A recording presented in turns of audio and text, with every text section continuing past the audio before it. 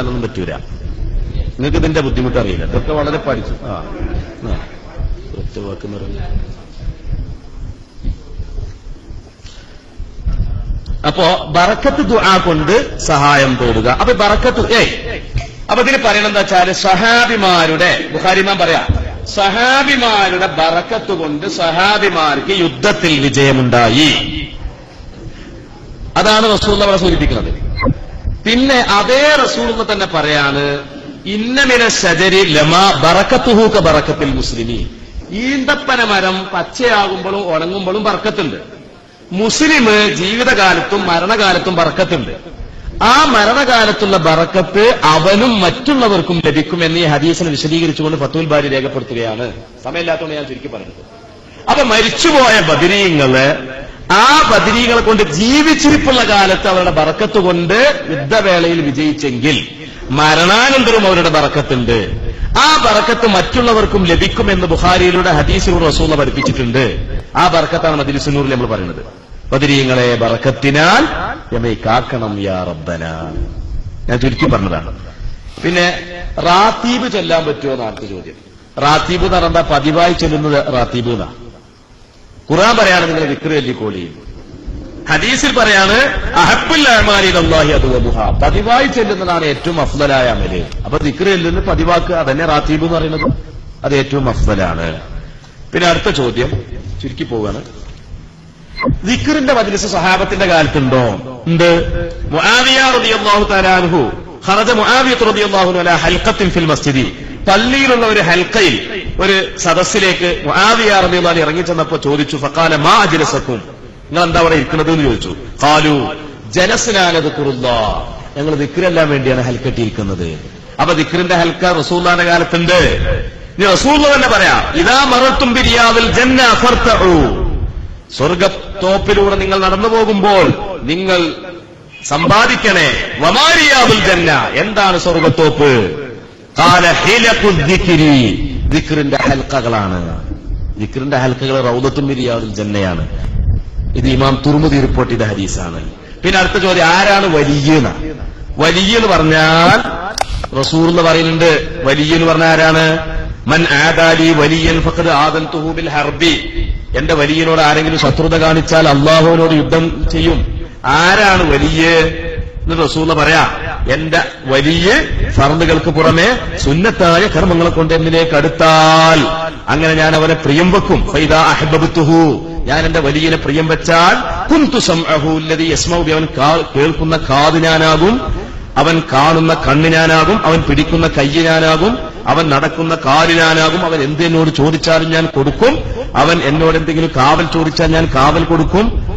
ഞാൻ അവനെ റൂഹ് പിടിക്കണം എന്ന് തീരുമാനിച്ചിട്ടുണ്ടാവും, പക്ഷെ അവനിപ്പോ മരിക്കണം എന്ന് താല്പര്യം ഉണ്ടാവില്ല. അപ്പൊ എനിക്ക് ഭയങ്കര തറദ്ദുതാണ്, ഓനെ പിടിക്കണോ പിടിക്കണ്ടേ. അള്ളാഹ് പറയാ എനിക്ക് അവനെ, കാരണം അവനക്ക് താല്പര്യമല്ല ഇപ്പൊ മരിക്കാൻ.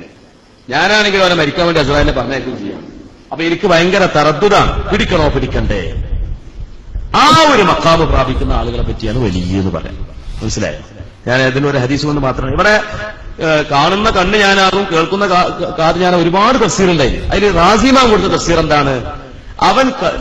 അവന്റെ കാതുകൾക്ക് സാധാരണക്കാരന്റെ കാതുകൾക്കില്ലാത്ത കഴിവുണ്ടാവും, അവന്റെ കണ്ണുകൾക്ക് സാധാരണക്കാരന്റെ കണ്ണുകൾക്കില്ലാത്ത കഴിവുണ്ടാവും, അവന് സാധാരണക്കാർക്കില്ലാത്ത കഴിവുകളുണ്ടാവും. ഇത് റാസിമാൻ പറഞ്ഞതാണ്. എവിടെ? സൂറത്തുൽ കഹ്ഫിൽ. പിന്നെ അടുത്തത് പിന്നെ അടുത്ത ചോദ്യം, ഈ മുരീദു ഷെയ്ഖ് മുഹീദ്ദീൻ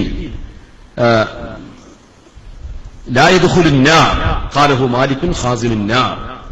മുഹീദ്ദീൻ ഷെയ്ഖിന്റെ മുരീദന്മാര് നരകത്ത് കടക്കൂലെന്ന് നരകത്തെ കാക്കുന്ന മലക്ക് പറഞ്ഞു. ഇതെവിടെയാണ്? ഇത് ബഹജത്തുൽ അസ്റാറിൽ പറഞ്ഞിട്ടുണ്ട്. അതാണ് ഞാൻ പറഞ്ഞത്. അപ്പൊ ഇവരുടെ ചോദ്യം എന്താ വെച്ചാൽ വഹയ്യ് മുറിഞ്ഞില്ലേ, പിന്നെ ഇങ്ങനെ മലക്കുകൾ വരിക എന്നുള്ളതാണ് ഇവരുടെ ചോദ്യം. അത് പൊട്ട ചോദ്യമാണ്. ഞാൻ ഖുർആനെതിരാണ്. ഇന്നല്ലദീന ഖാലു റബ്ബുനല്ലാഹു സുമ്മ ഇസ്തഖാമു തതനസ്സലു അലൈഹിമുൽ മലായികത്തു അല്ലാ തഖാഫു വലാ തഹ്സനു. അല്ലേ? മലക്കുകൾ ഇറങ്ങുന്നു. എത്രയോ സംഭവവികാസങ്ങളില്ലേ അമ്പിയാക്കളല്ലാത്തവരടുക്കൽ മലക്കുകൾ വന്നതായിട്ട്.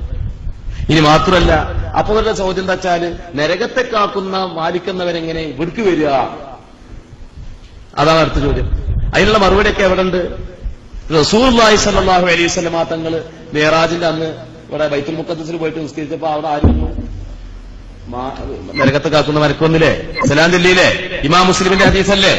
ഞാൻ അറബി വായിക്കാൻ സമയമില്ലാത്തതുകൊണ്ട് ചുരുക്കി പോകാണ്. പിന്നെ അടുത്ത ചോദ്യം എന്താ വെച്ചാല്, ഖുർആനെല്ലാം ഇല്ലേ, പിന്നെന്തിനാ മാല മൗലൂദ് ഓതുന്നത് ഇല്ലേ? അപ്പൊ ഖുർആൻ മാത്രം ഇവര് പറയുന്നതായിട്ടാ തോന്നും. പിന്നെ നമ്മൾ ഈ മാലി മൗലൂദ് മാത്രമുള്ളത് അത് ശരിയാണോ? നമ്മൾ സുന്നികൾ ഖുർആൻ ഓതുന്ന അത്ര, സുന്നികൾ തഹജ്ജുദ് നിസ്കരിക്കുന്ന അത്ര, സുന്നികൾ നോമ്പ് നോക്കുന്ന അത്ര മുജാഹിദുകൾ ചെയ്യുന്നുണ്ടോ? നമ്മളനുഭവത്തിൽ നമ്മൾ കണ്ടിട്ടില്ല. ഇപ്പൊ നാളെ ഒരാൾ എന്നോട് ചോദിക്കാണ്, തിങ്കളാഴ്ച നബിദിനാഘോഷം തിങ്കളാഴ്ച വന്നാൽ നോൽപോൽക്കാണോ വേണ്ടത് അതോ മറ്റു പ്രവർത്തനങ്ങൾ ചെയ്യാണോ വേണ്ടത്? ഞാൻ രണ്ടും ചെയ്യാം. എന്നിട്ട് ഞാൻ ചോദിച്ചു, അല്ല സുഹൃത്തെ, നിങ്ങളെ മുജാഹിദീങ്ങൾ ആരെങ്കിലും തിങ്കളാഴ്ച നോൽപോൽക്കുണ്ടോ ചോദിച്ചു. ഇതിങ്ങനെ തൊള്ളപ്പൊട്ടടിച്ച് നടക്കുക എന്നല്ലാതെ സ്വന്തം അമല് ചെയ്യണ്ടേ? അപ്പൊ ഞാൻ എന്റെ ദർസിൽ, എന്റെ അനുഭവം പറയാം. എന്റെ ദർസിൽ രാവിലെ സുബഹി നിസ്കാരം കഴിഞ്ഞ അരമണിക്കൂർ ഞങ്ങൾ ചെയ്യുന്ന എന്താണ്? ഖുർആൻ ഓതുകയാണ്. ഞങ്ങൾ 10-30 ആൾക്കാർ ഇരുന്ന് കണ്ട്, ബാക്കി നാട്ടുകാരും. എന്നിട്ട് നമ്മൾ ദൈനംദിന പ്രവർത്തനം തുടങ്ങുന്നത്. അതാ സുന്നിയാള്. ഞാൻ എന്റെ ഉദാഹരണം എന്താകാൻ വേണ്ടി പറഞ്ഞതല്ല, ഇതുപോലെയാണ് മറ്റേ എല്ലാ ആൾക്കാരും. അപ്പൊ ഞങ്ങളാണ് ഖുർആന്റെ ആൾക്കാർ, നിങ്ങളല്ല. ഞങ്ങൾ ഖുർആന്റെ വിരോധികളാണ്, നിങ്ങൾ ഖുർആന്റെ ശത്രുക്കൾ. അതേ സമയത്ത് ഖുർആൻ ഓതുക, അതിൻ്റെതായ കൂലിയുണ്ട്. അത് ജനാപത്തുകാരന് ഓതാൻ പറ്റൂല, ഏതുകാരിക്കും ഓതാൻ പറ്റൂല, അത് ഓതിയ പ്രശ്നമാണ്. ഇനി സലാത്ത്, ഖുർആൻ ഓതുന്ന സമയത്ത് ഖുർആൻ ഓതണം, സലാത്തല്ല ഉദ്ദേശിക്കുന്ന സമയത്ത് സലാത്തല്ലണം. മൗലൂദിന്റെ 75% സമയം ഉപയോഗിക്കുന്നത് സലാത്തല്ലാണ്. ഇപ്പൊ മങ്കൂസ് മൗലൂദിൽ 75% സമയം ഉപയോഗിക്കുന്നത് എന്തിനാ? സലാത്തല്ലാണ്. ഇപ്പൊ ഖുർആൻ ഓതാ വേണ്ടത്, സലാത്തില്ല വേണ്ടതെന്ന് ചോദിച്ചാൽ എന്താ പിന്നെ മറുപടി തരാം? ഒരു സഹാബി പറയാം, അജാലിലൊക്കെ സലാത്തി കുല്ലഹ, നബി എന്റെ രാത്രി മുഴുവൻ ഞാൻ അങ്ങേക്ക് വേണ്ടി സലാത്തില്ല എന്ന് പറഞ്ഞു. അപ്പൊ നബി എന്താ പറഞ്ഞത്? വേണ്ട, ഖുർആൻ ഓതിക്കോന്ന് പറഞ്ഞത് അല്ല. ഇദൻ തുക്ഫ ഹമ്മക വയൂഫറു ദംബുക, നിന്റെ ദുനിയാവിലെ ആഖിറത്തിന്റെയും ബുദ്ധിമുട്ടുകൾ നീങ്ങും, നിന്റെ പാപങ്ങളെല്ലാം പൊറുക്കപ്പെടും. ശഫീഉനാ മുഹമ്മദ് റസൂലുള്ളാഹി. എനിക്ക് ഖുർആൻ ഓതിയാൽ മതി, ഇന്ത്യ സലാത്തല്ല നിൽക്കണ്ടെന്ന് പറഞ്ഞത്. എന്ത് പൊട്ടപ്പോയിട്ടാണത്? പിന്നെ അതേപോലെ തന്നെ അടുത്ത ചോദ്യം, നാരിയത്ത് സലാത്തിന് തെളിവുണ്ടോ എന്നുള്ളതാണ്. നാരിയത്ത് സലാത്തിന് ഇസ്ലാമിന് അടിസ്ഥാനമുണ്ടോ? ആ അടിസ്ഥാനം സൂറത്തുൽ അഹ്സാബിൽ യാ അയ്യുഹല്ലദീന ആമനൂ സ്വല്ലു അലൈഹി വസല്ലിമു തസ്ലീമാ. പിന്നെ നബി കാരണം മഴ വർഷിക്കപ്പെടും, നബി കാരണം പിന്നെ കുരുക്കുകൾ അഴിയും. ഇതൊക്കെ അള്ളാഹുവിന്റെ സിഫത്താണെന്നാണ് ഫൈസൽ മൗലവി പറയുന്നത്. ആ വിശ്വാസവുമായിട്ട് ഫൈസൽ മൗലവി മരിച്ചിട്ടുണ്ടെങ്കിൽ നരകത്ത് പോകേണ്ടി വരും. കാരണം നബി, അള്ളാഹു കാരണക്കാരനാണോ? അള്ളാഹു കാരണം പടക്കുന്നവനാണ്. അള്ളാഹിന്റെ സിഫത്ത് കാരണാകല, ഇത് അള്ളാഹിന്റെ സിഫത്ത്. അള്ളാഹ്ക്ക് അങ്ങനെ സിഫത്തില്ല. കാരണമാവുക എന്നുള്ള സിഫത്ത് അള്ളാഹിന്റെ അല്ല, അത് പടപ്പുകളുടെ. വഹി ഇറങ്ങാൻ ചിലപ്പോൾ അബൂജഹൽ കാരണക്കാരൻ, വഹി എന്നുള്ള മൊയ്സത്ത് ഇറങ്ങാൻ അബൂജഹലേക്കാരൻ കാരണക്കാരനാകാം. കാരണം വേറെ, കാരണത്തിന്റെ സ്രഷ്ടാവ് വേറെ. ഇസ്ലാമിന്റെ അടിസ്ഥാന പാഠങ്ങളാണ്. ഇതുപോലും തിരിയാത്ത ഈ ആൾക്കാർ, ഈ സാധുക്കൾ എന്തിനാ ഇങ്ങനെ പറ്റിച്ചു നടക്കുന്നത്? ഗൗരവത്തിന്റെ ഭാഷകൾ നമ്മൾ ആലോചിക്കുന്ന വിഷയമല്ലേ. പിന്നെ നാരിയത്ത് സലാത്ത്, ഷാഫി ഇമാമിന്റെ സലാത്ത് കേട്ടിട്ടുണ്ടോ? ഷാഫി ഇമാം എന്താ സലാത്തിന്റെ അറിയോ? ഷാഫി ഇമാമൊക്കെ ഇവരുടെ ഭാഷയിൽ നരകത്തിലല്ലേ. പോട്ടെ, എല്ലാ ഇമാമിങ്ങളും നരകത്ത് പോട്ടെ, ഇവര് മാത്രം സ്വർഗത്ത് പോയിട്ട് ഊർലിങ്ങളായിട്ട് അങ്ങനെ കളിച്ചിട്ട് നമുക്കൊന്നും ഊർലിങ്ങൾ കിട്ടൂല. ഷാഫി ഇമാമിന്റെ സലാത്തിയാണെന്ന് വായിച്ചു തരാം. ഉണ്ടോ? ഷാഫി ഇമാം ചെല്ലുന്ന എന്താ അറിയോ? ഇപ്പൊ സല്ലല്ലാഹു അലാ നബിയിനാ, നബിയുടെ മേൽ അല്ലാഹു സലാത്ത് എന്നിട്ട് ആരാണ് നബി, ആരാണ് നബി എന്നും പിന്നെ പറയാ. നബിനെ അങ്ങനെ വിശേഷിപ്പിച്ച് പറയാ. ഫലം തമുസ്സബിനാ നിഅമത്തുൻ ദഹറത്ത് വലാ ബതനത്ത് മിന്നാ ബിഹാ ഹല്ലൻ ഫീ ദീനിൻ ഔ ദുഫിഅ ബിഹാ അന്നാ മക്റൂഹുൻ ഫീഹിമാ ഔ ഫീ വാഹിദിൻ മിൻഹുമാ ഇല്ലാ മുഹമ്മദുൻ സല്ലല്ലാഹു അലൈഹി വസല്ലം സബബുഹാ. ദുനിയാവിലാവട്ടെ ആഖിറത്തിലാവട്ടെ എന്തെങ്കിലും ഒരു നിഅമത്ത് നമുക്ക് ലഭിച്ചാൽ, ദുനിയാവിലാവട്ടെ ആഖിറത്തിലാവട്ടെ എന്തെങ്കിലും ഒരു മുസീബത്തിൽ നമ്മൾ രക്ഷപ്പെട്ടാൽ അതിന്റെ കാരണക്കാരൻ മുഹമ്മദ് നബിയാകുന്നു. അങ്ങനത്തെ മുഹമ്മദ് നബിക്ക് സലാം ചെലുത്തും. ഷാഫി ഇമാം റിസാലിലായി ചെല്ലുന്നത്. പോട്ടെ, ഷാഫി ഇമാമും പോട്ടെ നരകത്തേക്ക്. എന്നിട്ട് ഈ പിന്നെ 5ാം ക്ലാസ്സും 4ാം ക്ലാസ്സും എന്താണ് ലോവർ പ്രൈമറി എഡ്യൂക്കേഷനുള്ള ആൾക്കാർ മാത്രം ഊർലിങ്ങളായിട്ട് അങ്ങനെ കളിച്ചട്ടെ, നമുക്ക് കുഴപ്പമില്ല. അള്ളാഹു റസൂൽ എന്താ പറഞ്ഞത്? അനൽ മാഹി, ഞാനാണ് മായ്ക്കുന്നതെന്നാണ്. ഞാനാണ് മായ്ക്കുന്നവൻ. അതിന്റെ അർത്ഥം യംഹുല്ലാഹു ബി അൽ കുഫ്ര, ഞാൻ കാരണം അള്ളാഹു കുഫ്റിനെ മായ്ക്കും. അതായത് ബ്ലാക്ക് ബോർഡിൽ ആ എഴുതിയത് മായ്ക്കും, ചോക്കപ്പടി മായ്ക്കും എന്നല്ല പറയുന്നത്, കുഫ്ർ മായ്ക്കുന്നവർ. മനസ്സിലായോ? അബ്ബാസ് ബിൻ അബ്ദുൽ മുത്തലിബ് റളിയല്ലാഹു അൻഹു റസൂലുള്ളാഹിനോട് ചോദ്യം ചോദിച്ചു. ബുഖാരിന്റെ ഹദീസാ. എന്താണെന്നറിയോ? ഹൽ നഫഅത അബാ ത്വാലിബിൻ ബിശൈഇൻ ഫഇന്നഹു കാന യഹൂതുക വയഗ്ളിബു ലക. അബൂ ത്വാലിബ് നബിയെ അങ്ങേ ചെറുപ്പം മുതൽ സംരക്ഷിച്ചില്ലേ? അങ്ങേക്ക് വേണ്ടി പ്രതിരോധം തീർത്തില്ലേ? അങ്ങേക്ക് വേണ്ടി സുരക്ഷാ കവചം ഉണ്ടാക്കിയില്ലേ? അങ്ങനത്തെ അബൂ ത്വാലിബിന് എന്തെങ്കിലും ഒരു ഉപകാരം അങ്ങ് തിരിച്ചു കൊടുത്തിട്ടുണ്ടോ? ഇപ്പൊ എന്നോട് ഉസ്താദ് ചോദിക്കുക, ശംസുദ്ദീൻ ഉസ്താദ് ചോദിക്കാണ്, അല്ല ബോക്രെ, അന്നെന്റെ അമ്മ പിന്നെ പ്രസവിച്ചു, മുലയൂട്ടി തന്നു, ഭക്ഷണം വായിലേക്ക് തന്നു, മലമൂത്ര വിസർജ്യങ്ങൾ വൃത്തിയാക്കി തന്നു, വിദ്യാഭ്യാസം നൽകി, ഈ കോലത്തിലാക്കി, തിരിച്ചെന്റെ അമ്മക്ക് ഇതെന്താ കൊടുത്തിട്ടുള്ളത്? ഞാൻ എന്താ മറുപടി തരാം? എന്റെ മാസത്തിൽ ശമ്പളത്തിൽ നിന്ന് എന്തെങ്കിലും കൊടുക്കണ്ടോ? അതിന് മറുപടിയാ? അതേമായിക്കത്തെ ചോദ്യം. അബൂ ത്വാലിബ് ചെറുപ്പം മുതലേ അങ്ങയെ സംരക്ഷിച്ച് വളർത്തിയ അബൂ ത്വാലിബിന് തിരിച്ച് നിങ്ങൾ എന്ത് ചെയ്തു? അപ്പൊ റസൂലുള്ളാഹി പറയാം, നഅം, ഞാൻ ഉപകാരം കൊടുത്തിട്ടുണ്ട്. എന്നിട്ട് പറയാം ലൗലാ അന, ഞാൻ ഇല്ലായിരുന്നുവെങ്കിൽ ലകാന ഫി ദർക്കിൽ അസ്ഫലി മിനന്നാർ, അബൂ ത്വാലിബ് നരകത്തിന്റെ താഴെ കത്തിലാകുമായിരുന്നേനെ. നഅം, ഹൽ നഫഅത, അങ്ങ് ഉപകാരം കൊടുത്തിട്ടുണ്ടോ? നഅം, ഞാൻ അബൂ ത്വാലിബിനെ സഹായിച്ചിട്ടുണ്ട്. ഞാനില്ലായിരുന്നുവെങ്കിൽ അബൂ ത്വാലിബ് നരകത്തിന്റെ താഴെ കത്തിലാകുമായിരുന്നേനെ. ഇവിടെ ഫത്തുൽ ബാരിയിൽ ഒരു ചർച്ച നടക്കുന്നുണ്ട്. എന്താണെന്നറിയോ? ഇവിടെ റസൂലുള്ളാഹി ഒരു ശഫാഅത്തും അബൂ ത്വാലിബിന് വേണ്ടി നടത്തിയിട്ടില്ലല്ലോ അല്ലാഹുവോട്. പിന്നെ അവിടെ എന്താണ് റസൂൽ ഉപകാരം ചെയ്തു എന്ന് പറഞ്ഞാൽ എന്താണ്? അതിനെന്നിട്ട് ഫത്തുൽ ബാരി ഇബ്നു ഹജർ അസ്കലാനി പറയുന്ന മറുപടി എന്താണെന്ന് വെച്ചാൽ, ഹാഫിദ് അസ്കലാനി പറയാണ്, നബിയെ മാനിച്ചുകൊണ്ട് അള്ളാഹു നൽകുന്ന ഒരു സഹായം അതും ഷഫാഅത്ത് തന്നെയാണ്.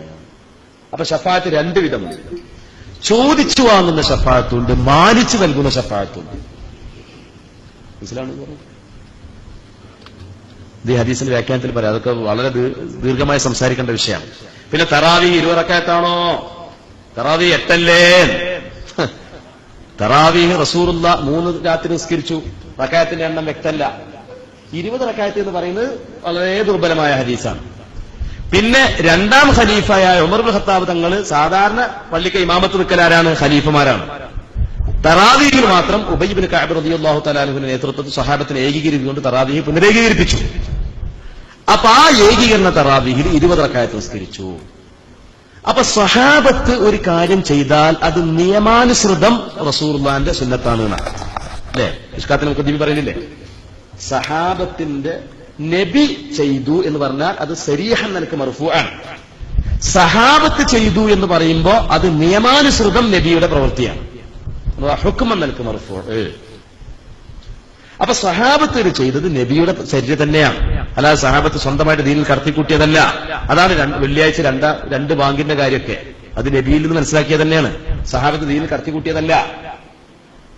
അപ്പൊ അതുകൊണ്ട് തന്നെ ഇത് മുസ്ലിം ലോകത്ത് ഐക്യകണ്ഠേന എല്ലാ താബിലും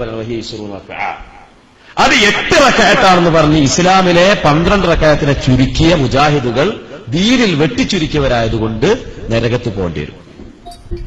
അള്ളാഹു അവരെ രക്ഷപ്പെടുത്തുമാറാവട്ടെ, നല്ലതിലേക്ക് തിരിച്ചെത്തിക്കുമാറാവട്ടെ. അപ്പൊ അതാണ് പ്രശ്നം. പിന്നെ ജനാസന്റെ പിറകിൽ ദിക്ർ ചൊല്ലുക എന്നാണ്. ജനാസയിൽ അക്സിറൂഫിൽ ജനാസത്തെ ഖൗല ലാ ഇലാഹ ഇല്ലല്ലാഹ്, ജനാസയുടെ പിറകിൽ ലാ ഇലാഹ ഇല്ലല്ലാഹ് പെരുപ്പിച്ചോളി. ഇത് ദൈലമി അനസ് റളിയല്ലാഹു തആല റിപ്പോർട്ട് ചെയ്ത ഹദീസാണ്. ഈ ഹദീസ് ലഈഫാണ്. ലഈഫായ ഹദീസ് തെളിവിന് കൊള്ളൂല എന്നുള്ള, ഒരു നിലക്കും തെളിവിന് കൊള്ളൂല എന്നുള്ള മുജാഹിദ് വാദം തെറ്റാണ്. അത് ഇമാമിങ്ങൾ തള്ളിക്കളഞ്ഞ വാദമാണ്. ലഈഫായ ഹദീസ്. ഇപ്പൊ നമ്മളിപ്പോ വാട്സപ്പിൽ ഇപ്പൊ അടുത്തൊരു സംവാദം ഉണ്ടായി പെരിന്തൽമണ്ണ ഏരിയയിൽ. അതായത് മിഅ്റാജിന്റെ നോമ്പിന്റെ ഹദീസിനെ പറ്റിയുള്ള ചർച്ചയാണ്. അപ്പൊ ആ ചർച്ച എവിടേക്കെത്തി? ലഈഫായ ഹദീസ് തെളിവിന് പറ്റുമോ പറ്റൂലേ എന്നുള്ളതാണ്. അപ്പൊ മുജാഹിദ് പറഞ്ഞു പറ്റൂല. നമ്മളെ പക്ഷത്തുനിന്ന് ഞാൻ നേരിട്ട് ഇടപെടുന്നില്ല, ഞാൻ സപ്പോർട്ട് ചെയ്തിട്ട് ഒരു സുഹൃത്ത് ആ വിഷയത്തിൽ ഇടപെടുകയാണ്. നമ്മൾ ചോദിച്ചു, എന്നാ മുജാഹിദെ നിങ്ങളോട് ചോദിക്കട്ടെ, 2 കുല്ലത്ത് വെള്ളത്തിൽ നജസ് വീണാൽ പകർച്ചയില്ലെങ്കിൽ നജസാവില്ല, അതുണ്ടാക്കാം. അതിന്റെ താഴെ ഒരു ഗ്ലാസ് വെള്ളത്തിക്കാണെങ്കിൽ നജസ് വീണതെങ്കിലോ ഒരു തുള്ളി മൂത്രം വീണതെങ്കിലോ പിന്നെ ഒന്നുണ്ടാക്കാൻ പറ്റൂല. അപ്പൊ ഒരു മനുഷ്യന്റെ ദൈനംദിന ഇബാദത്തുമായി 5 നേരത്തെ ഇബാദത്തുമായി ബന്ധപ്പെട്ടൊരു വിഷയമാണ്. എന്തെങ്കിലും ഉണ്ടാകുന്ന വിഷയമല്ല, ഒരു മിഅ്റാജ് അങ്ങനത്തെ വിഷയമൊന്നുമല്ല. മുജാഹിദെ 2 കുല്ലത്ത് വെള്ളം എത്ര സഹീഹ ഹദീസ് കൊണ്ട് എനിക്ക് തെളിയിക്കാൻ കഴിയുമെന്ന് ചോദിച്ചു. ഇത് പറഞ്ഞാൽ എല്ലാ വിഷയത്തിനും സഹീഹ ഹദീസ് വേണം. 2 കുല്ലത്ത് വെള്ളം എത്ര? ഇബാദത്തുമായി ബന്ധപ്പെട്ട വിഷയമാണ്, അല്ലാതെ ഭൗതിക കാര്യമല്ല. ഇവിടുത്തെ റോട്ടിത്തെ വലത്ത് ഭാഗത്ത് കൂടെ നടക്കണോ ഇടത്ത് ഭാഗത്ത് കൂടെ നടക്കണോ എന്നുള്ള വിഷയമല്ല.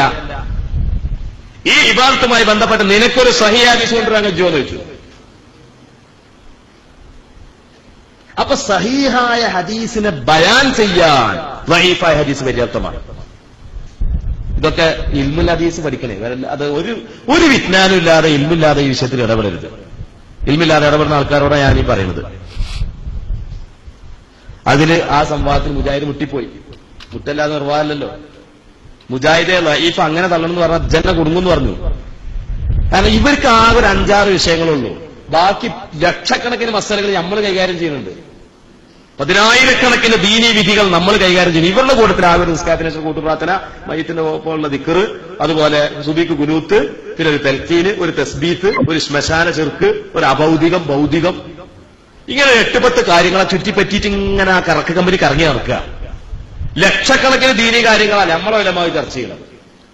അതിൽ ഓരോന്നിടത്തുകാണ് ചർച്ച ചെയ്താണ്ടല്ലോ. ഇപ്പൊ ഈ KNM-ന്റെ തന്നെ ബഷീർ മൗലവിയുണ്ട്. ബഷീർ ഇറവണ്ണപ്പാറകാരൻ ബഷീർ മൗലവി മുഫത്തിഷായിരുന്നു. അയാൾ പിന്നെ മുജാഹിദായി, നിങ്ങൾക്കറിയില്ലേ? അയാളായിട്ട് നമ്മൾ കുറ്റിക്കാട്ടിൽ സംവാദം നടത്തി മുജാഹിദിന്റെ ഒരു ബിൽഡിങ്ങിന്റെ കോണിക്കൂട്ടിന്റെ ഉള്ളിൽ വെച്ചിട്ട്. അപ്പൊ അയാൾ ഖിയാസിനെ പറ്റിയ ചർച്ച. ഖിയാസ് എന്ന് പറഞ്ഞാൽ നബിയുടെ കാലത്ത് ഇല്ലാത്തൊരു വിഷയത്തിന്റെ മതഗതി കണ്ടെത്താനാണ് ഖിയാസ് ഉപയോഗിക്കുക എന്ന് പറഞ്ഞു. ഞാൻ പറഞ്ഞു ആരെ പറഞ്ഞു ചോദിച്ചു. അപ്പൊ അയാൾക്ക് ഇപ്പൊ നേരത്തെ ഇവർ ഈ ഭാഗത്ത് ഉദ്ധരിക്കാത്തത് പോലെ അവർക്ക് ഈ ഭാഗത്തില്ല. എന്നിട്ട് ഞാൻ പറഞ്ഞു ബാങ്ക് കൊടുത്തതിന് ശേഷം അല്ലാഹുമ്മ റബ്ബ ഹാദിഹി ദഅവതി താമ്മ, ഇത് മുക്രിക്ക് ചെല്ലൽ സുന്നത്തുണ്ടോ എന്ന് ചോദിച്ചു. അത് സുന്നത്ത് തന്നെയാണോ? അതിന് സഹീഹ് ഹദീസ് ഉദ്ധരിക്കാൻ പറ്റുമോ? നബിന്റെ കാലത്തുള്ള മുക്രിമാൻ നബിന്റെ കാലത്തില്ലേ? അതിലാണ് കുടുങ്ങി. അപ്പൊ ഈ പൊട്ടപ്പോയത്തങ്ങൾ ഇങ്ങനെ പറഞ്ഞ് ഈ 4ാം ക്ലാസ് വിദ്യാഭ്യാസമുള്ള ലോവർ എഡ്യൂക്കേഷനുള്ള ആൾക്കാർക്ക് ഇത് പറഞ്ഞു കൊടുക്കുകയാണ്. എന്നാ ഞങ്ങൾക്ക് എഡ്യൂക്കേഷൻ ഇല്ല എന്ന് അവർക്ക് അറിയില്ല. എന്നാ എഡ്യൂക്കേഷൻ ഇല്ല എന്ന് മനസ്സിലാക്കാനുള്ള ഒരു മെന്റൽ ഡെവലപ്മെന്റ് ഇവർക്ക് ഉണ്ടാകുന്നില്ല. ചിലപ്പോ ഡെവലപ്മെന്റ് ഇവിടെ ചിലപ്പോൾ ഉണ്ടായിക്കൂടായില്ല. അപ്പൊ അങ്ങനെയാണ്. പിന്നെ തൽഖീന് തെളിവുണ്ടോ? ഇമാം തബ്റാനി റിപ്പോർട്ട് ചെയ്ത ഹദീസ്, അബൂ ഉമാമത്തുൽ ബാഹിലി, മറ്റു അനേകം സഹാബിമാർ പ്രവർത്തിച്ച തൽഖീൻ. ഇതേപറ്റി മുജാഹിദിന്റെ നേതാവ്, അവർ അംഗീകരിക്കുന്ന നേതാവ് ഇബ്നു തൈമിയ്യ എന്താ പറഞ്ഞറിയോ? ഹാദ തൽഖീനുൽ മദ്കൂർ ഖദ് നുഖില അൻ ത്വായിഫത്തുൻ മിന സ്വഹാബ അന്നഹും അമറൂ ബിഹീന കഅബീ ഉമാമത്തുൽ ബാഹിലി വഗൈരിഹി. അബൂ ഉമാമത്തുൽ ബാഹിലിയെ പോലുള്ള സഹാബിമാർ ഈ തൽഖീൻ നടത്തണമെന്ന് കൽപ്പിച്ച സഹാബിമാരാണ്. ഇബ്നു തൈമിയ്യ അയാളെ ഫത്താവൽ കുബറി പറയാം. കൊണ്ടേക്കോളി, ഇങ്ങനെ ഏതാവിന് നരകത്ത് കൊണ്ടേക്കോളി. എന്നിട്ട് ഈ 3-4 ആൾക്കാർ ഹൂറിലിങ്ങളിൽ കളിച്ചിട്ട്, അല്ല ഹൂറിലിങ്ങളാണല്ലോ സ്വർഗത്തിലുണ്ടാകുക. ഈ മുജാഹിദികൾക്ക് മാത്രമേ പോട്ടെ, ബാക്കിയുള്ള ഷാഫിമാം പോട്ടെ നരകത്തേക്ക്, ഇബ്നു തൈമിയ്യ പോട്ടെ, KM മൗലവി പോട്ടെ, നബിദിന ആഘോഷ 950 വരേക്കുള്ള സർവ്വ മുജാഹിദ് നേതാക്കളും അന്നത്തെ മുജാഹിദീങ്ങളും ഇന്നത്തെ ഈ 1980 ശേഷം ജനിച്ച ആൾക്കാരാണ് ഒപ്പമുള്ള ആൾക്കാര്. ഈ 80 ശേഷം ചോട്ടാ ആൾക്കാർ മാത്രം ഹൂറിലിങ്ങളൊപ്പം നടക്കട്ടെ നാളെ പരലോകത്ത്. ബാക്കി KM മൗലവിയും മറ്റുള്ള നമ്മളെല്ലാവരും നരകത്ത് പോട്ടെ. ഇതൊക്കെ ബുദ്ധിക്ക് നോളാന്നൊരു സംഭവം മനുഷ്യന് വേണം. വിദ്യാഭ്യാസമില്ലെങ്കിലും എന്തു വേണം? ഒരു വിവേകം വേണം, പക്വത. പിന്നെ അടുത്ത വിഷയം, ഇരുട്ടത്ത് കുത്തുബിയത്ത് ചെല്ലിയാല്, ഇരുട്ടത്ത് കുത്തുബിയത്ത് ചെല്ലിയാൽ ശിർക്കാവൂലേ? അല്ലെ, ഒരു ചോദ്യല്ലേ? ഇരുട്ടത്ത് കുത്തുബിയത്ത് ചെല്ലിയാൽ ശിർക്കാവൂലേ? അപ്പൊ വെളിച്ചത്ത് കുത്തുബിയത്ത് ചെല്ലിയാൽ ശിർക്കാവൂല? എന്തായി പറയുന്നത്? പിന്നെ പറയാം, നിസ്കാരം പോലും വെളിച്ചത്തിലല്ലേ നിർവഹിക്കേണ്ടത്? നിസ്കാരം വെളിച്ചത്തിൽ നിർവഹിക്കണം എന്നൊരു ഷർത്തുണ്ടോ? നിങ്ങൾ കേട്ടുക്കണോ? കറന്റ് പോയാൽ നിസ്കാരം ശരിയാവില്ല? അല്ല, നിങ്ങളെ മോത്തിക്കാൻ നോക്കിയിട്ടില്ലല്ലോ. അത് നിങ്ങൾക്ക് തോന്നുകയാണ്, കുമ്പളക്ക കട്ടോന്നറിയാലോ. പിന്നെ എന്നാ അതേ സമയത്ത് റസൂലിനെ ഇരുട്ടത്ത് നിസ്കരിച്ചിട്ടുണ്ട്. കണ്ടോ? കുന്തു അനാമു ബൈന യദൈ റസൂലില്ലാഹി സ്വല്ലല്ലാഹു അലൈഹി വസല്ലം വരിജലായ ഫീ ഖിബ്ലതി ഫൈദാ സജദ ഗമസനി ഫഖബൽതു റിജ്ലി ഫൈദാ ഖാമ ബസത്തുഹുമാ ഖാലത് വൽ ബുയൂത്ത് യൗമഇദിൻ ലൈസ ഫീഹാ മസാബിഹ്. ഇനി തങ്ങൾ രാത്രി നിസ്കരിക്കുമ്പോൾ അന്ന് വളക്കൊന്നും ഉണ്ടാവാറില്ല, ഇരുട്ടത്താണ് നിസ്കരിച്ചിരുന്നത്. ബുഖാരിയുടെ ഹദീസാണ്. അപ്പൊ ഇതിലുള്ള ചോദ്യത്തിന് ഞാൻ മറുപടി പറയണം, അല്ലാതെ വേറെ ഇവിടെ ആരും ഒന്നും വിചാരിക്കണ്ട കേട്ടോ. പിന്നെ മരിച്ചവർ കേൾക്കുമോ എന്നാ ഇവരെ വിചാരം എന്താ വെച്ചാൽ, ഈ മരിച്ചവർ കേൾക്കുമല്ലേ എന്നുള്ള ബയോളജി പഠിപ്പിക്കാനാണ് ഖുർആൻ ഇറക്കിക്കുന്നത്. സാധാരണ ഒരാൾ മരിച്ചാൽ മൂക്കത്ത് വരല്ലേ ചോക്കും, ഇത് ശ്വാസം പോകണ്ടു നോക്കാൻ, അങ്ങനെ കുറെ ജീവശാസ്ത്രപരമായ വിഷയങ്ങളായിപ്പെട്ടൊരു വിഷയം കേൾക്കും, ഈ ചെവി അടി, അത് പഠിപ്പിക്കാനാണ് ഖുർആൻ ഇറക്കിക്കുന്നത് എന്ന് തോന്നിപ്പോ. അതിന് ഇന്നക്കലാ തുസ്ലിമുൽ മൗത്ത എന്നുള്ള ഹദീസ് ആയത്തോന്നു. ഇന്നക്കല മുഹമ്മദ് നബിക്ക് പോലും മരിച്ചവരെ കേൾപ്പിക്കാൻ കഴിയൂല. എന്താണ് ആയത്തിലുള്ളത് അറിയോ? നബിയെ സമാധാനിപ്പിക്കല. നബിയെ ഇത്രയും കാലങ്ങൾ പ്രബോധനം ചെയ്തു, ഒരുപാട് ആളുകളെ അങ്ങേ തള്ളിപ്പറഞ്ഞു.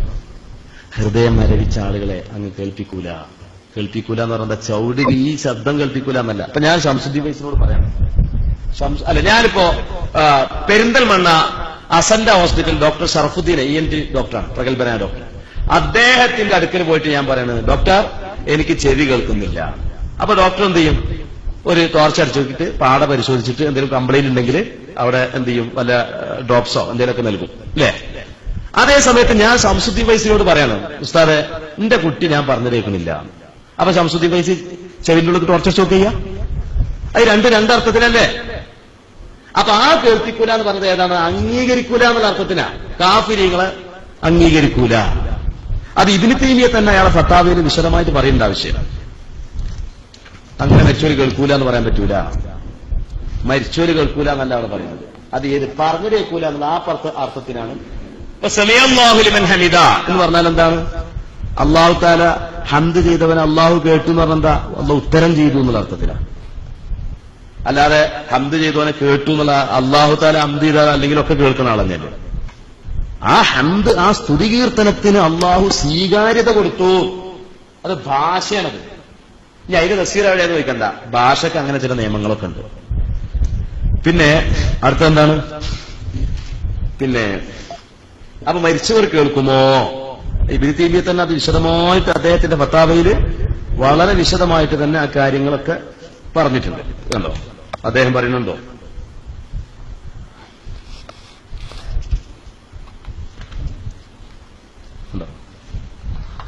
وقد ثبت أن المقبور يسأل ويمتحن وأنه يؤمر بالدعاء له ولهذا قيل إن التلقين ينفع فإن الميت يسمع النداء. മയ്യിത്ത് വിളി കേൾക്കുന്ന കമാ സബത ഫി സഹീഹ്, അത് ബുഖാരിയിൽ സ്ഥിരപ്പെട്ടതുപോലെ. അതായത് ഒരു ഹദീസും കൊടുക്കുന്നുണ്ട്, മാ മിൻ റജുലിൻ യമുറു ബിഖബ്രി റജുലി കാന യഅരിഫുഹു ഫി ദുനിയാ ഫയസല്ലിമു അലൈഹി ഇല്ലാ റദ്ദല്ലാഹു റൂഹഹു ഹത്താ യറുദ്ദു അലൈഹി സലാം. ഖബറിന്റെ അരികിലൂടെ നമ്മൾ പോയിട്ട് അസ്സലാമു അലൈക്കും യാ അബി എന്ന് പറഞ്ഞാൽ അയാളത് കേൾക്കും, അയാളത് അറിയും, ആ സലാം മടക്കും.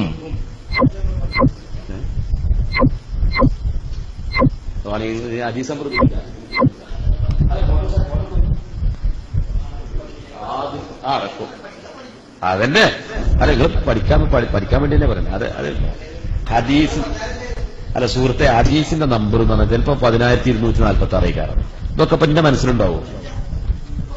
അതല്ല, എനിക്കറിയില്ല. അടുത്തത് പിന്നെ അടുത്ത വിഷയം എവിടെ ഖുതുബയെ പറ്റിയോടെ പറഞ്ഞു. അപ്പൊ അതിനാണ് ഖുതുബ മനസ്സിലാവേണ്ടതല്ലേ? ഖുതുബ ഒരു തഖ്വ കൊണ്ടുള്ള വസിയ്യത്താണ് എന്നുള്ള ആ ഒരു ആശയം എല്ലാ ആളുകൾക്കും അറിയും. ഇത് നമ്മളെ നന്നാക്കാൻ വേണ്ടി പറയുന്ന ഉപദേശമാണ്. ഇനി എന്തൊക്കെയാണ് അതിൽ അതിന്റെ ഭാഷ, അതിന്റെ പദാനുപദം, അതിന്റെ അറബിയുടെ മലയാളം, ഇന്ന വാക്കിന്റെ മലയാളം ഇന്നതാണ് എന്ന രൂപത്തിൽ ശ്രോതാക്കൾക്ക് മനസ്സിലാവണം. അങ്ങനെ മനസ്സിലാവാൻ ഷർത്തില്ല. അങ്ങനെ ആ ഖുതുബ സഹിയാവാൻ അങ്ങനെ ഷർത്തില്ല. എന്നാ പിന്നെ നമുക്ക് എന്താ മലയാളത്തിലാക്കി കൂടെ? ഞാനിപ്പോ ഇപ്പൊ ഫേസ്ബുക്കിൽ നടക്കുന്ന ഒരു വിറ്റെന്താ പറയും, ഈ തെരഞ്ഞെടുപ്പ് കാലത്ത് ഇപ്പൊ ഒരു വിറ്റ് നടക്കുന്നുണ്ട്. ഇനി ഒരു ബംഗാളി മുഖ്യമന്ത്രി കേരളത്തിൽ വേണം. കാരണം ഇപ്പോ പല മഹല്ലുകളിലും വെള്ളിയാഴ്ച ജുമാക്ക് മലയാളികളെക്കാളും ബംഗാളികളാണ്. എന്നിട്ടും അവിടെ അറബിയിലാ ഖുതുബോധനം. അവിടെ മുജാഹിദ് എന്താ ചെയ്യുക? ബംഗാളി ഭാഷയിലാവുക. ഇപ്പൊ ഗൾഫ് നാടുകളിലെ എത്രയോ പള്ളികളിൽ ആ നാട്ടുകാരായ അറബികളല്ല കൂടുന്നത്, ബംഗാളികളും മലയാളികളും പാകിസ്ഥാനികളുമാണ്. എന്നിട്ട് ഒരു അറബിയിലല്ലേ ഓതുന്നത്. അപ്പൊ സഹാബത്ത് മുതൽക്ക് കേമൗലിക്ക് അറിയാം, നബിയോ സഹാബത്തോ താബിയങ്ങളോ ലോകത്തിന്റെ ആയിരക്കണക്കിന് പള്ളികളിൽ ഇത്രയും കാലം ജുമാ ഖുതുബയിൽ അറബി അല്ലാത്ത ഭാഷ ഉപയോഗിച്ചിട്ടില്ല. നമുക്ക് അത് മതി തെളിവ്. ഇനി അതിന്റെ ന്യായങ്ങളിലേക്ക് നമ്മൾ കടക്കുന്നില്ല. സഹാബത്ത് ഇവിടെ വന്നു, തദ്ദേശീയരായ ആളുകളോട് ഖുതുബ നടത്തി. അപ്പൊ മുജാഹിദ് പറയാതെ ഓർക്ക് മലയാളം അറിയാത്തതുകൊണ്ടാണ്. ഓര് ഇവിടെ നിന്ന് 2 ആഴ്ച കൊണ്ട് മലയാളം പഠിച്ചില്ലേ. എന്നിട്ടും അവർ അറബിയിലാണ്. നിങ്ങൾ ഇങ്ങോട്ട് ശ്രദ്ധിക്കും, നിങ്ങൾ തമ്മിൽ അവിടെ പ്രസംഗം വേണ്ട. അപ്പൊ ഇവര് പറയും, ഇവര് ചോദിക്കും റസൂലുള്ളാന്റെ ലാംഗ്വേജ് ആയതുകൊണ്ടാണ് റസൂലുള്ള എന്താക്കിയത്, റസൂലുള്ളാന്റെ ലാംഗ്വേജ് ആയതുകൊണ്ടാണ് അറബിയിൽ നടത്തിയത്. അപ്പൊ അങ്ങനെയാണെങ്കിൽ സഹാബിമാരുടെ കേരളത്തിൽ വന്നപ്പോഴോ അവര് മലയാളം പഠിച്ചല്ലോ. പഠിക്കലോടുകൂടി അവരുടെ ലാംഗ്വേജ് മലയാളമായില്ലേ. എന്നിട്ട് എന്താ അവർ അറബിയിൽ നിർവഹിച്ചത്? ഇനി അങ്ങനെയാണെങ്കിൽ എന്താണ് മുജാഹിദ് എന്താ മലയാളത്തിൽ? ഇപ്പോ ഈ ഏതൊരു നാട്ടില് ചൈനയിലാന്ന് തോന്നുന്നത് അവരുടെ ഭാഷയിൽ നിസ്കാരം നടത്തുന്നുണ്ട്. നമ്മൾ വാട്സപ്പിലൊക്കെ വന്നതാണിത്. അല്ലാഹു അക്ബർ എന്ന് പറയുന്നിടത്ത് അല്ലാഹു വലിയവനാണ്. സലാം വീട്ടോളം മലയാളത്തിൽ നിസ്കരിക്കട്ടെ. അപ്പൊ അതിന് പേര് പറയണം എന്താ വെച്ചാല് അതിപ്പോ അറബി അത് അള്ളാഹുവിന് മനസ്സിലാവുമല്ലോ, അള്ളാഹു താലാക്ക് ഇപ്പോ അറബി ആയാലും മനസ്സിലാവുമല്ലോ. ഇവരെ വിചാരം നമ്മൾ അള്ളാഹിനോട് സംസാരിക്കുന്നത് അള്ളാഹ്ക്ക് മനസ്സിലാവാനാണ്. അള്ളാഹ്ക്ക് നമ്മൾ നിസ്കരിച്ചോളന്നില്ല നമ്മളെ കാര്യം മനസ്സിലാവാൻ. നമ്മൾ നിസ്കരിക്കണം നമുക്ക് മനസ്സിലാവാനാണ്. ഞാൻ നിസ്കരിക്കുന്നത് എന്റെ മനസ്സ് ഉത്ബുദ്ധനാവാനാണ്. എന്റെ മനസ്സ് ഉത്ബുദ്ധനാവാൻ ഈ ഞാൻ പറയുന്നത് എന്താണെന്നുള്ളത് എനിക്ക് തിരിയണ്ടേ. ഇനി ഖുർആൻ മലയാളത്തിൽ ഓതിക്കോട്ടെ. ഖുർആൻ മലയാളത്തിൽ ഓതണ്ടാന്നില്ലെങ്കിൽ എന്താ തെളിവ്? നമ്മൾ ദിവസം രാവിലെ അരമണിക്കൂർ ഖുർആൻ ഓതുന്നുണ്ടല്ലോ, മലയാളത്തിലാണ് ഓതുന്നത്. ഖുർആനാണെന്നുള്ള ഉദ്ദേശം ഇത് ഞാൻ ഖുർആൻ അള്ളാഹിന്റെ കലാമാണ് ഞാൻ ഓതുന്നത് എന്നിട്ട് മൗലിദിന്റെ പരിഭാഷ അങ്ങനെ വായിക്കുക അള്ളാഹിന്റെ കലാമാന്ന് വിചാരിച്ചിട്ട് നല്ല കൂലിയന്നേക്കാറ്. അള്ളാഹു തരം ഷർറിൽ നിന്ന് കാത്തുരക്ഷകുമാറാവട്ടെ. പിന്നെ മാലകളിൽ പറയുന്ന കാര്യങ്ങൾ അതിശയോക്തികൾ അല്ലേ എന്നാണ് ചോദ്യം. മുഹിദ്ദി മാല, പിന്നെ അതുപോലെ റിഫായി മാല, നഫീസത്ത് മാല, ഇവകളൊന്നും അതിശയോക്തിയല്ല, യാഥാർത്ഥ്യങ്ങളാണ്. അതിലൊരു അതിശയോക്തി. അതിശയോക്തി എന്ന് പറഞ്ഞാൽ യാഥാർത്ഥ്യത്തിന് വിരുദ്ധമായ കാര്യങ്ങൾ പറയാന്നുള്ളതല്ല. ഇല്ല. ആലങ്കാരിക ഭാഷ ഉപയോഗിച്ചിട്ടുണ്ടോ? ഇപ്പൊ ഏതുപോലെന്ന് വെച്ചാല് കുത്തുബിയത്തിലുണ്ട് ആകാശഭൂമികളിൽ മഴ വർഷിപ്പിക്കുന്നവരേ എന്നുണ്ട്. അപ്പൊ ഇവരുടെ ചോദ്യം ആകാശഭൂമികളിൽ മഴ വർഷിപ്പിക്കുന്നത് അള്ളാഹു അല്ലേ? നമ്മളത് ഉപമാലങ്കാരാണ്.